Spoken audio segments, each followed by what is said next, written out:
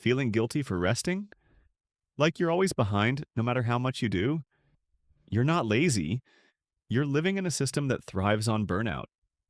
Hi, I'm Alex, and today we unpack the real meaning of toxic productivity, where it comes from, how it shapes our lives, and how you can find a healthier, more balanced approach to life and work. The reality of toxic productivity, it's not just about being busy, it's about the guilt that creeps in when you're not. The subtle pressure to turn every moment into something optimized, monetized, measurable.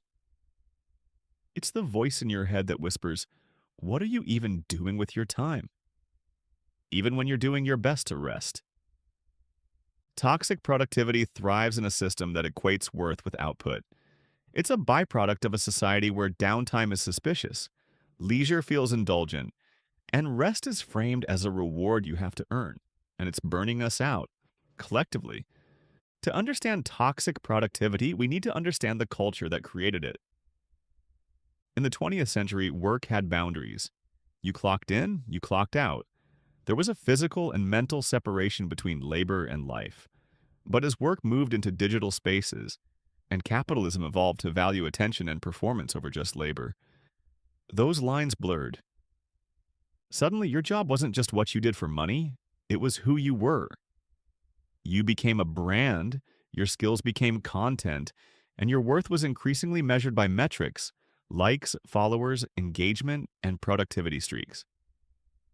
As Shoshana Zuboff outlines in The Age of Surveillance Capitalism, tech platforms didn't just capture our data, they restructured our behavior. We became more predictable, more reactive, more driven by feedback loops. Even our rest became part of a system that needed to be seen, tracked, shared. Add to this the rise of hustle culture, to the myth that success comes to those who never stop grinding. And you get a toxic blend of internalized capitalism and algorithmic pressure. It's no wonder so many of us feel like we're never doing enough, because the goalposts keep moving. Toxic productivity isn't just an annoying buzzword, it has real consequences. The World Health Organization now recognizes burnout as a chronic workplace condition, citing symptoms like exhaustion, cynicism, and reduced efficacy. A study from Stanford University found that productivity sharply declines after 50 hours of work per week.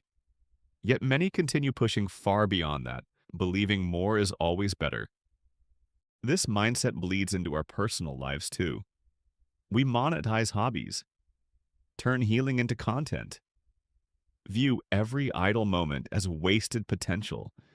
Even our relationships begin to suffer as we prioritize tasks over connection and efficiency over presence.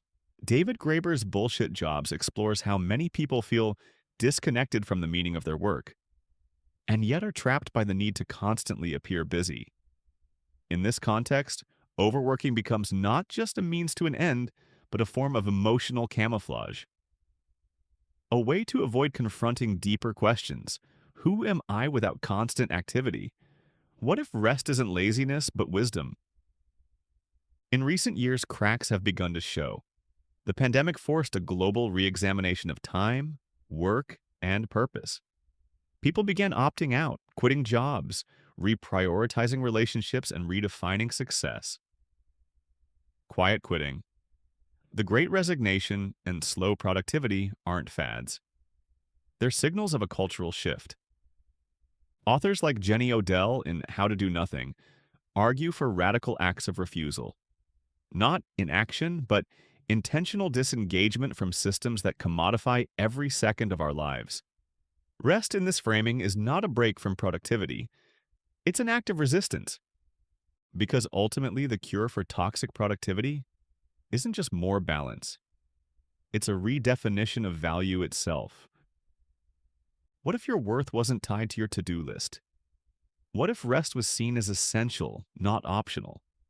What if you didn't have to be exceptional to deserve care, or efficient to be worthy of time? Escaping the trap of toxic productivity doesn't mean rejecting ambition or structure. It means choosing conscious productivity over compulsive doing. It means protecting your attention like a resource, not treating it like a currency for someone else's gain. Here's what's helped me, and what might help you. Redefine success and stop keeping score. Focus on meaningful achievements rather than constant activity. You're not in a competition, you're in a life. And that life? It's allowed to have slow days, ugly days, no progress days. Set boundaries. Establish clear work-life separation to ensure adequate rest and personal time. Embrace rest and make peace with wasted time. Recognize rest as a vital component of productivity and creativity. And maybe the most important, talk about it. Tell your friends when you're tired of pretending you're fine. Normalize resting without guilt. Be the one who cancels plans because they actually need to lie down. That's leadership. This isn't about doing less just for the sake of doing less. It's about doing enough. Doing what matters, and learning how to be okay when you're just being. You are not a machine. You don't need to earn your right to breathe. You don't need to justify your existence with output. You're enough even when you're still. And here at Hack Your Flow, we're about exactly that. Finding balance, one tiny shift at a time. Hit pause. Breathe. The world can wait. See you in the next one.